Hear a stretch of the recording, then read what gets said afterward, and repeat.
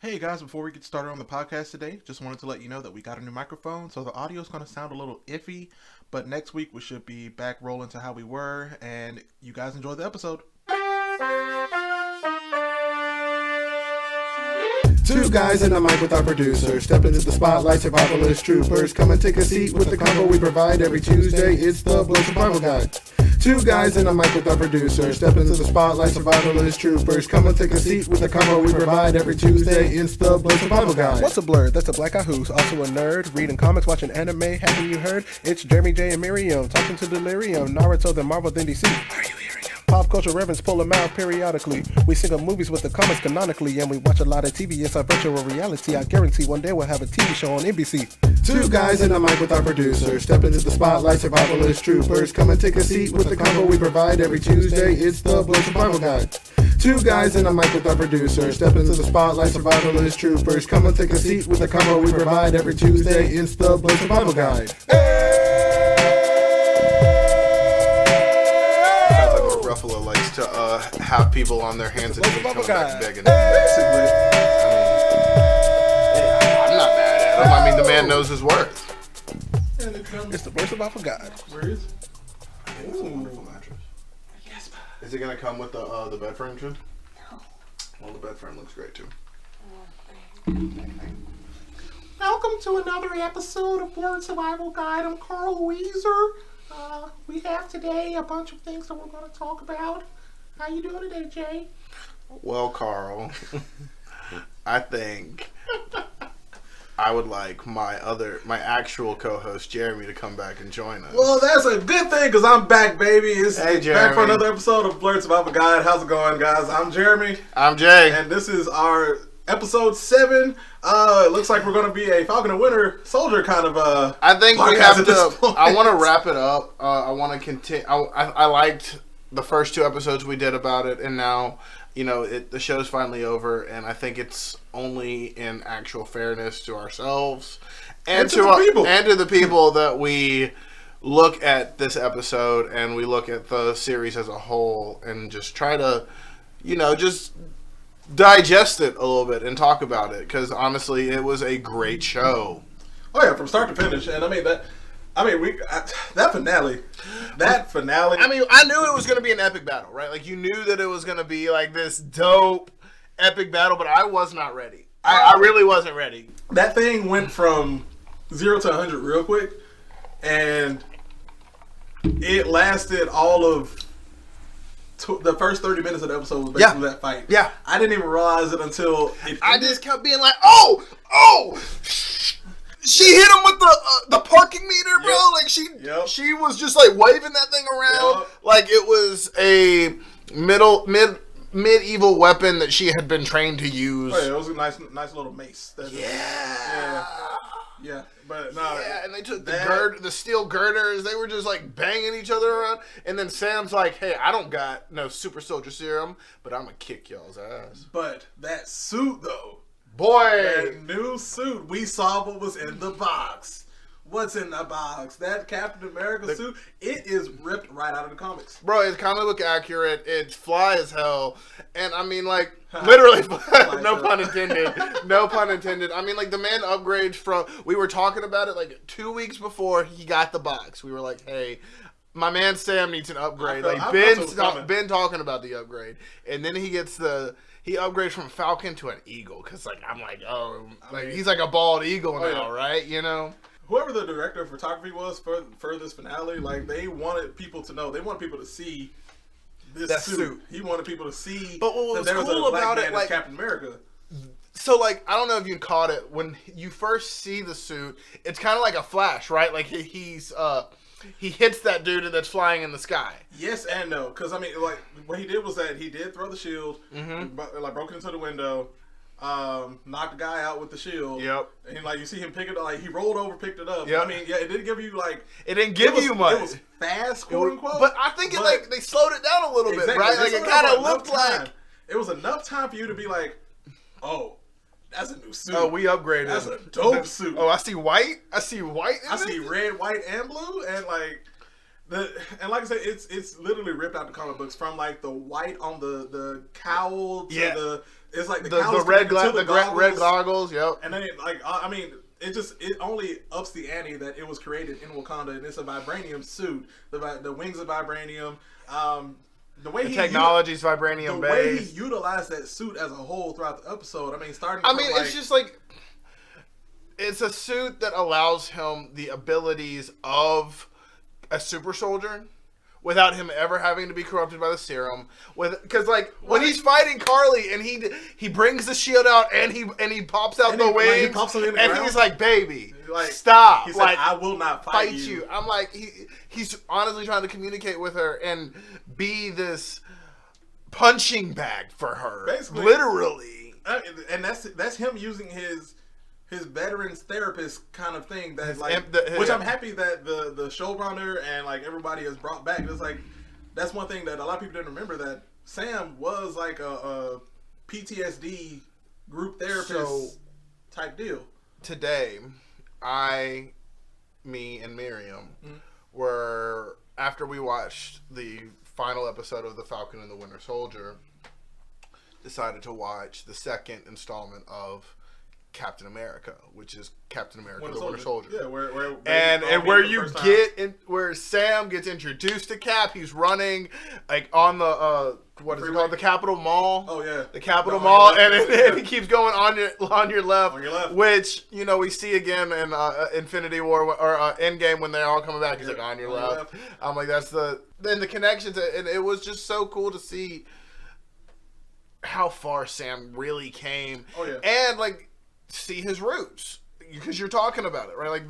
His rooting in after his 2 tours, and then he goes to the VA to serve as a social worker, a mental health worker for veterans. For veterans, yeah, coming back and having to deal with all that and everything. It really made me just feel just this sense of we made it. Yeah. Definitely. And it's holy crap, he's come from this very from a place that is not often thought of to the hero. You know, people talk about social workers oh, that's a profession. We kind of feel bad for them because of how hard it is. Right. I mean, and now he's literally a superhero. He is Captain America. And I mean, you literally see that at the end of the show. The title card at the end of the show, it did not say Falcon and Winter Soldier. It said Captain America and the Winter Soldier. And it didn't say it once, it said it twice. It said it at the end of the episode, it said it after the credits. It did. It did. It And solidified it. That's where we're headed too. And we know that's where we're headed now. Because they literally after the show ended, they announced that they're doing a Captain America 4, Sam Wilson's Captain America. And it's I'm proud of Marvel. I'm proud of Disney. In this moment, Disney, frustrates the heck out of me for a lot of reasons, but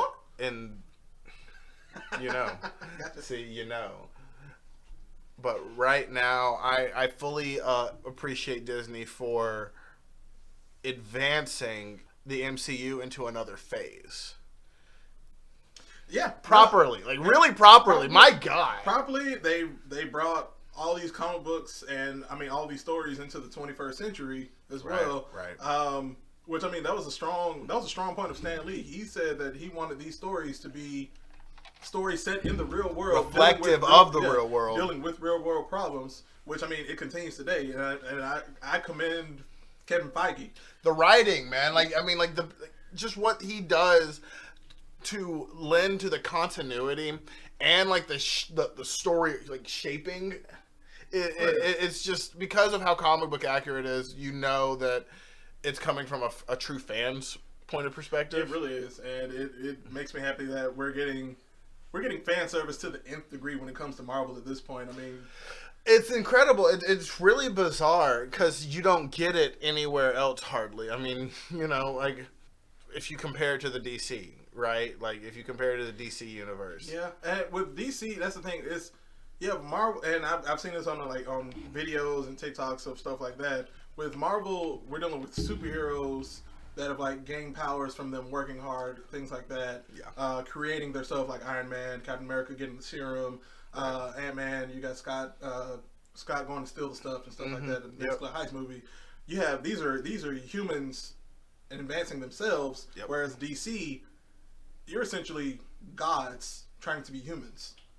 And I like that. I've never heard you put it like that before, but like I think that's really accurate. If you look at Superman, if you look at Aquaman, Wonder Woman. I mean, even if you look at Batman, Batman is. I mean, he's literally the world's greatest detective. He is very.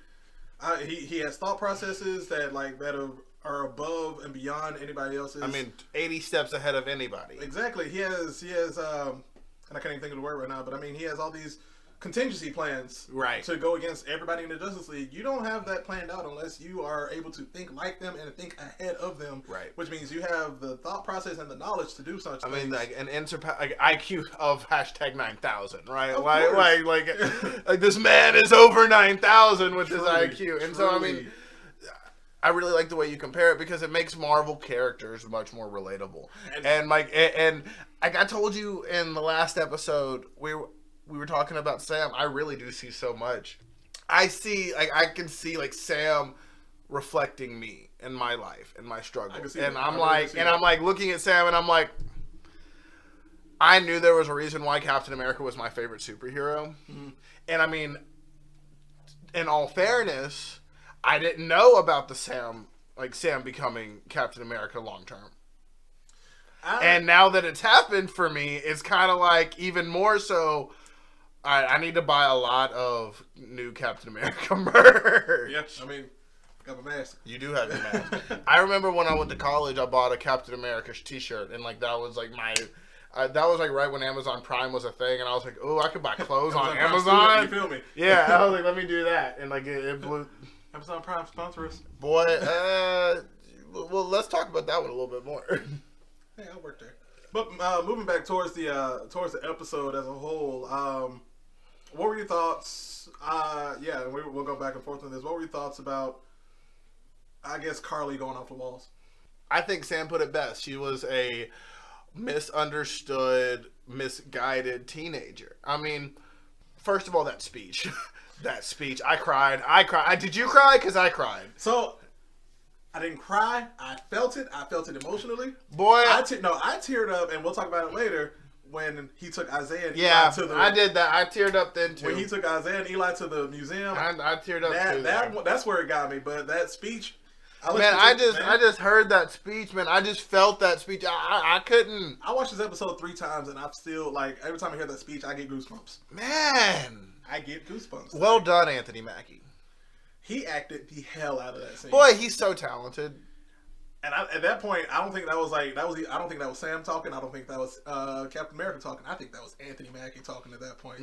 Yeah, man. Like, you just really felt like the emotion in it. And he says in the speech, he's like, she reached so many people.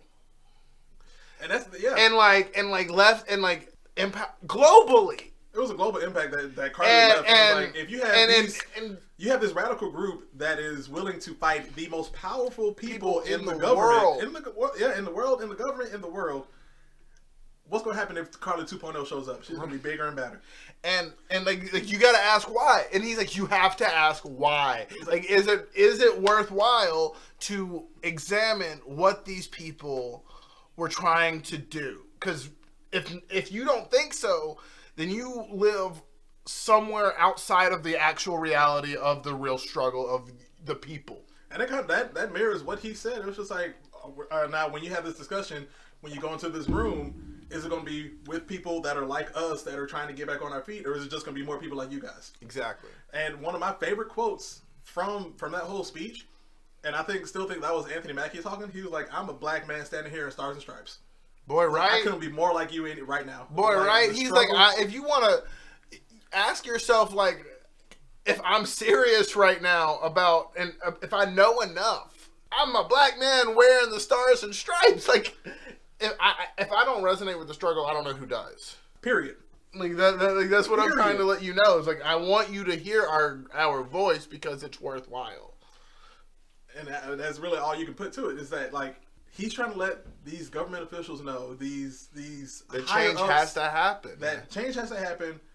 We're all in the, and I mean, at this point in the MCU, but also in America, we're all at the same point. Right. We need to get our shit together. Right. Right. I mean, it's not lost on me. Like, the poignancy of these shows, like, but also, damn, the timing.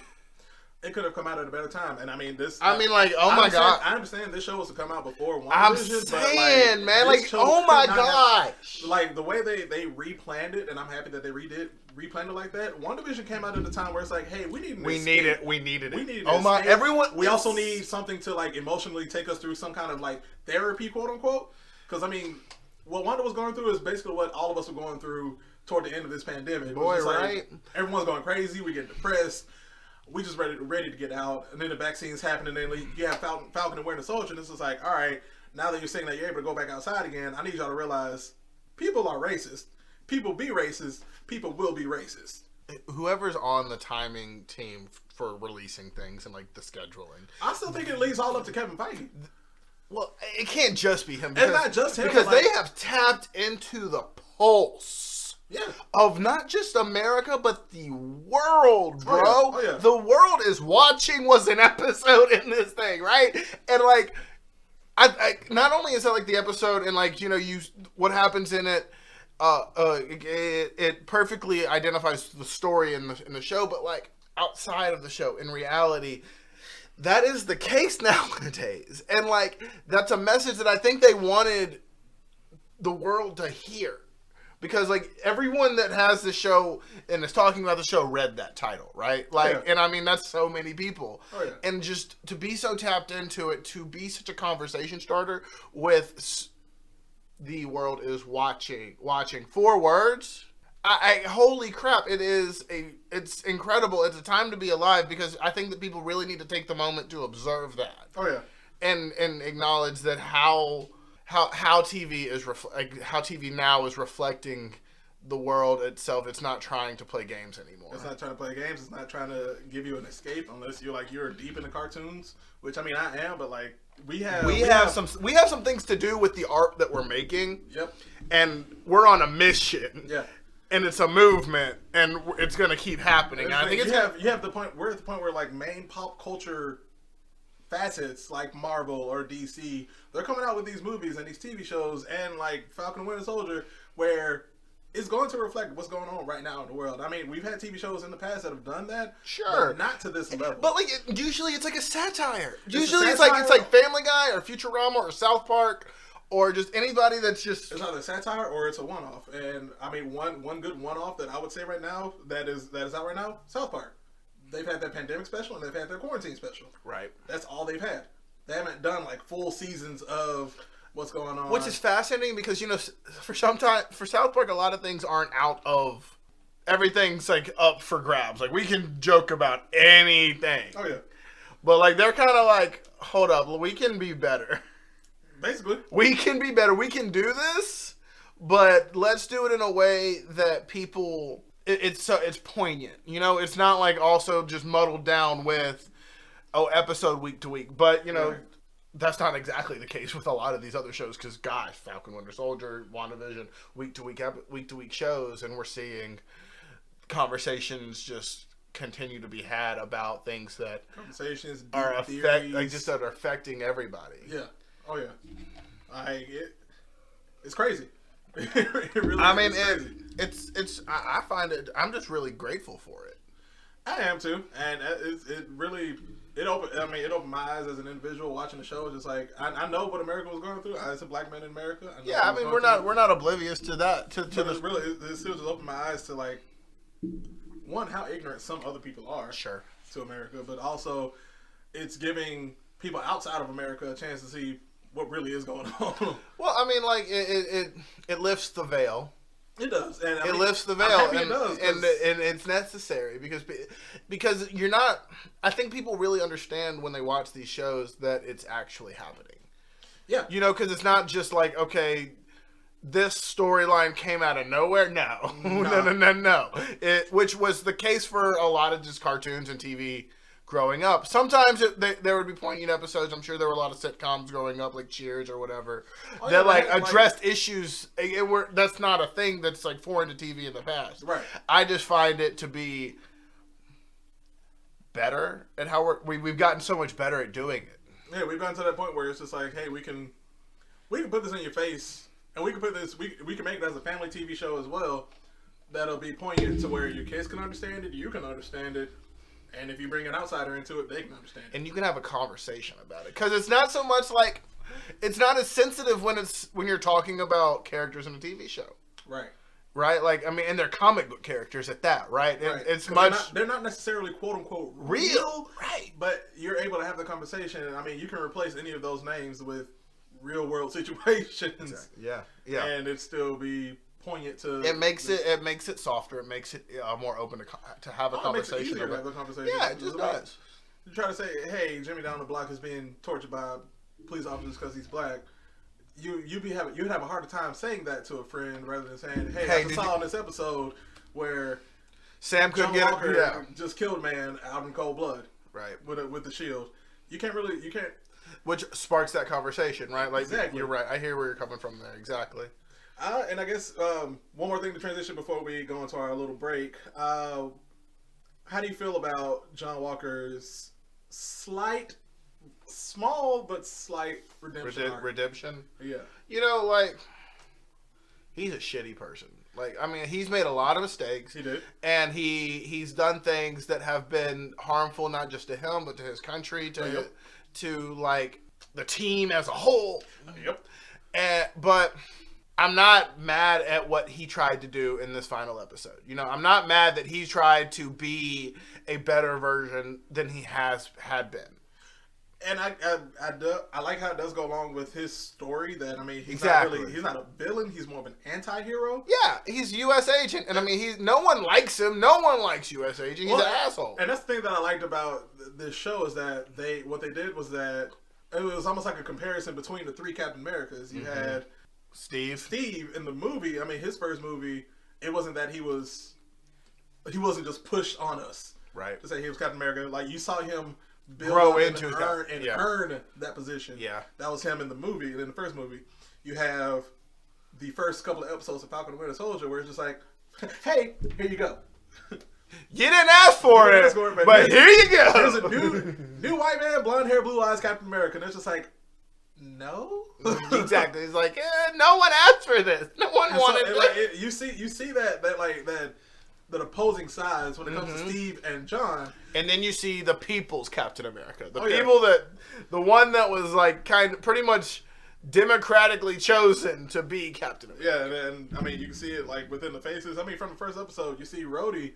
Like, you see the disappointment in his face when Sam gave up the shield, but then like the whole arc between Sam and the shield, and it's just like him finally accepting it, and when he doesn't have to knock out the guy who's like, "Who are you?" "I'm Captain America." When he says, "I'm Captain America," boy, I got chills. I got chills. And there's a little Easter egg on the Disney Plus. If you look at the subtitles, up until that point where Sam is speaking, it'll say Sam, and then him talking. But then when he says, "I'm Captain America," from then on, it says Captain America when he talks. First of all, I hate Disney subtitles. Can't watch them. It depends on how you watch, because if you do it on, I know if you do it on like a phone, it's okay. Oh. But yeah, on TVs and it's just blocking. It blocks things out. I can't see them. Yeah. But yeah, okay, cool. But that's dope that they put that in there. Yeah.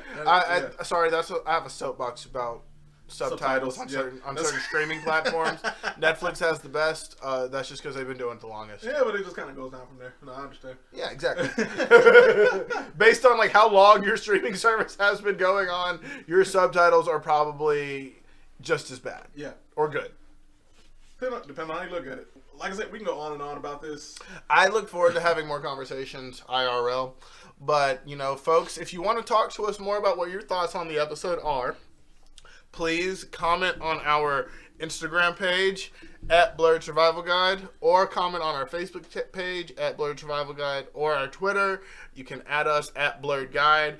And folks, we really want to interact with people. Patrick Stevens posed a comment on our Instagram, and we will address that in just a moment during our blurb. Thank you, sir. But other than that, yeah, we will be right back. Like I said, John Walker is a bad person, but he does have good intentions. Carly, she's a misguided teenager, and Sam is the new Captain America. Hashtag Black Captain America. My America is black. My Lambo's blue. Hashtag Black Falcon. Black Falcon all day. But we will be back. We will hear a word from our sponsors, and then our weekly blurb.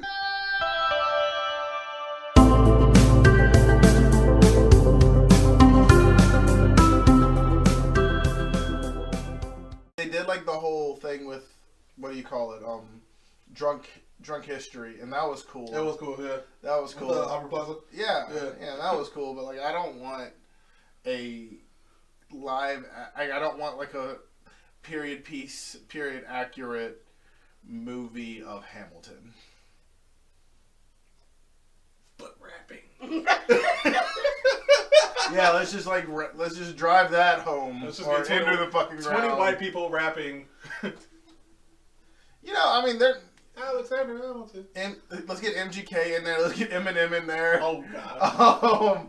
Eminem could be. Literally, no, that would be Hamilton and Bird. Oh my god, no! I think Eminem would be.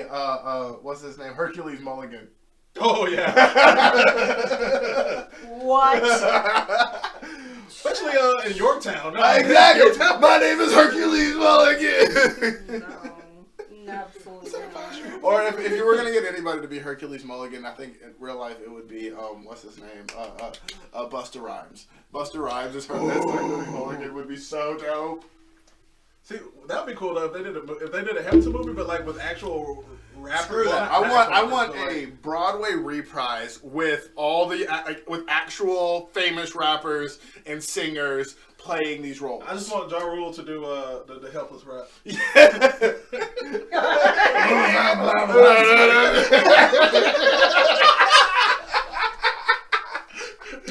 Yes, all of this. Yes, Ja Rule and Ashanti just for that song, and then they can leave.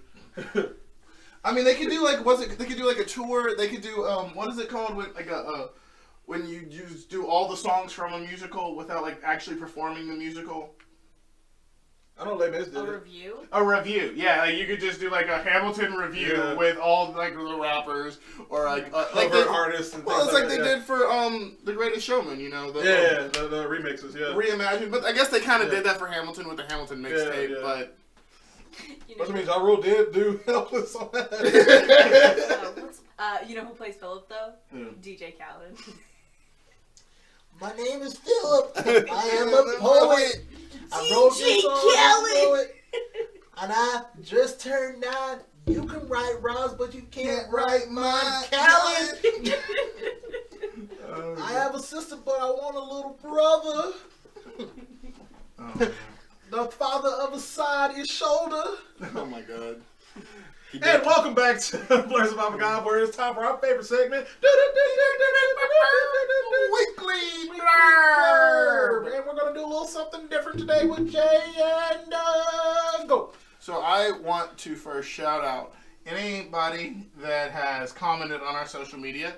And we have 2 comments from our friends Drew and Patrick. Talking about last week's episode where we went deep into a conversation about the Falcon and Winter Soldier's conversation. Man, it was great. If a self-respecting black man could be the next Captain America, which we now know he can be. Yes. But Drew says, heavy, I'm sure, but fantastic episode. Keep up the great work. Love what y'all do. Thank you, Drew. We love you, and we appreciate you for tuning in every week to hear us talk, and really support us. And then Patrick says, great conversation today, guys. I think it would be even more powerful for Sam to become Captain America, knowing the abuses Isaiah went through, because he will be choosing to set the example of what Captain America can be. Sometimes a reluctant hero is best because they know what is at stake. Sam can use his platform to inspire other young men of color and tell the stories of forgotten or suppressed heroes of color. I mean, I think that like Patrick hit the nail on the head there, right? I mean, in like the very next episode, Sam is now Captain America, and then he has the speech, right? Like the speech about being reluctant, the monologue, like everything. I mean, it was everything coming together. He talked about, Isaiah's journey from all the way back then to today. Right. Man, that still gets me. Ooh. Isaiah in the museum. Tear. That moment and then the moment when he's giving the speech, I cried both times. So, Patrick, thank you for tuning in every week, and we appreciate you. We will send you this episode directly via Instagram because we have your social media handle. And for anybody that comments, we'll directly message you all and thank you as well. And future episodes if you want them. So that is my weekly blurb. That was fast. I'm sorry. There weren't a lot of comments for me to review. Hey, well, next time we'll hopefully have some more comments. But before we get into my weekly blurb, Miriam, do you have a Blerd survivalist tip of the week?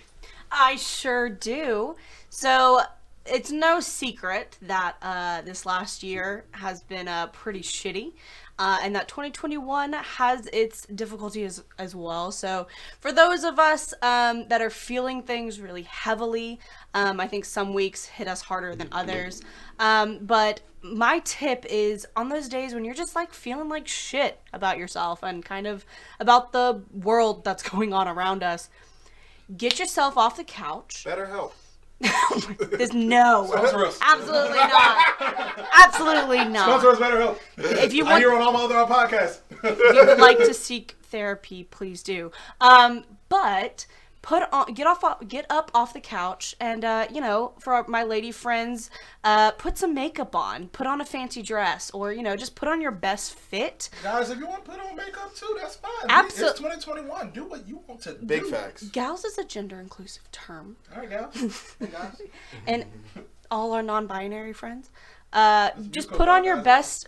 best outfit, make yourself look good so that you start to feel good inside. Even though you may not want to, and it may be really hard to convince yourself to do it anyway, and just see how you feel, because I bet you will feel at least a little bit better. So that's my survivalist tip for the week. Back over to you, Jeremy. Nice. Really enjoyed that. Well, guys, my weekly blurb. It's a new movie coming out. I'm a musical fiend, if you would, and we have a couple of musicals coming out this year. But one in particular that I'm excited for is In the Heights. In the Heights. Yes, musical originally written by Lin-Manuel Miranda of Hamilton fame.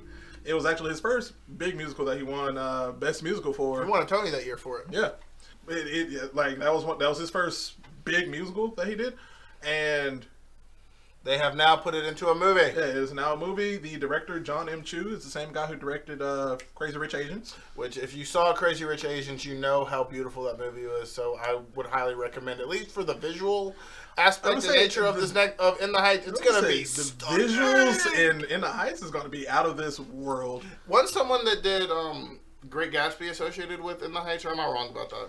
I think I'm wrong about that. It's possible, though. It is possible, because, I think it was the same. I think the same director of photography who did Crazy Rich Asians is probably doing In the Heights too. Because they both have similar camera looks and styles. Yeah, but yeah, like I said, it's like that one scene in the preview where they're literally dancing up the building, and then all the synchronized dancing in the pool. Like, how do you dance in a pool? You got that many people doing synchronized dancing in a pool. Their legs are core strength. Yes, but no, the music's going to be dope. We're going to have cameos from Lin-Manuel Miranda and one of the other official or original cast members, Christopher Jackson. He's going to be in it too. Oh, yeah. And then it stars the guy that plays Philip Hamilton Philip / John Lawrence. John Lawrence. I was trying to do the beatbox in the movie. Thank you. My name, John. Yeah. Place to be. 2 pints of Sam Adams. Working on 3. But it's going to be, for all my Hamilton fans out there, you're going to see a lot of Hamilton folks in the movie, as well as Brooklyn Nine-Nine folks, because Stephanie Beatrice is going to be in the movie as well. Really? Yeah, she's I think she's one of the hairdressers. Huh. Mm-hmm. If not the main hairdresser. Then you got the guy who played young Dr. Dre from NWA. NWA movie, yeah. Cool. He's going to be in it as the one black guy. He plays a Dominican, I think. No, he plays the one American black guy that hangs out in Washington Heights. Oh, yeah. But the story is pretty much it's a biography of Lin-Manuel Miranda a little bit, right? Because he grew up in the heights of like Washington Heights of New York, that borough. It was that. It's a little bit of that. A little bit. I mean, it's a fictionalized biography, but right? Like still, it pulls from his experience. It pulls from his experience as well as like I mean, just the experiences of Washington Heights. I wonder, because I didn't see the original Broadway production. But I'm wondering if like any of it's going to be adapted to even more like poignant topics because it looks like it is. But I think it is. I don't know if like they rewrote the music at all for it or anything like that. I don't think so. I think a lot of it. I think we're keeping the original score and the original songs. Or I think some of the like because it was and Miriam, correct me if I'm wrong. Was it just music? Was it like Hamilton where it was just music the whole time? Yeah, well, I think this is. There's going to be dialogue. Yeah, where it's going to be dialogue, and I think because it was supposed to come out last year, and it was like right at the start of COVID. Yeah, right at the start. It was supposed to come out summer of last year. With well, at the same time, it was like the tail end of Trump's America. Yeah. So I mean, it was going to come out during all of that. I remember. And it was supposed to. I mean, that would have been. I remember watching it. I remember watching the preview in the movie theater and just being endlessly hype about it. I was like, this is going to be a gorgeous movie. It's going to be like a fun movie. I'm going to probably fall in love with the music of this movie because. And I still listen to the original soundtrack is dope. If you haven't listened to it, it's on Spotify. Check it out. I have not listened to it. Yeah, the original. I mean, you know how I am about musical soundtracks. You don't want to hear it until after you see the movie. It's hard for me. Sometimes it's hard for me to like draw the story out from the because I like the context from the just from the music. Right. So I mean, I get that. I get if you are like Jay, I would wait until the movie comes out, which I mean, it does come out in about a couple of months, around the same time as Loki. I think. Are they gonna put it out on HBO Max too? Yes. Oh, cool. Yeah, every movie that's coming out this year is going to be on HBO Max as well. That's crazy. That's with Warner Brothers. But other than that, I'm excited for this movie, and we are over time, but I'm happy that I got to share this information with you guys. Remember to follow us on all of our social media aspects on Facebook, Blerd Survival Guide, Instagram at Blerd Survival Guide, Twitter at Blerd Guide, and email us at blerdsurvivalguide@gmail.com. And other than that, keep surviving, everybody. Keep surviving, everybody. Leave me the same song again. Two guys in a mic with our producer. Step into the spotlight, survivalist troopers. Come and take a seat with the combo we provide every Tuesday. It's the Blerd Survival Guide. Two guys in a mic with our producer. Step into the spotlight, survivalist troopers. Come and take a seat with the combo we provide every Tuesday. It's the Blerd Survival Guide.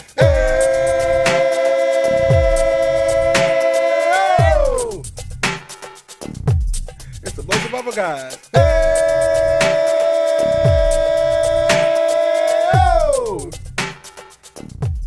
It's the Blerd Survival Guide.